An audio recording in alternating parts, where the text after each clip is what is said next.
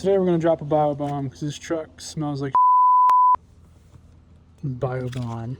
First, we're gonna fill it up with water to the line. Chlorine dioxide tablet. We're gonna pull out oxygenator. Then we're gonna wait an hour. After 1 hour, hold your breath.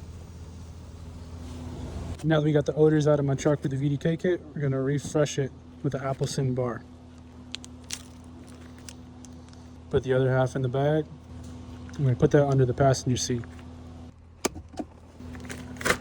Truck's good as new.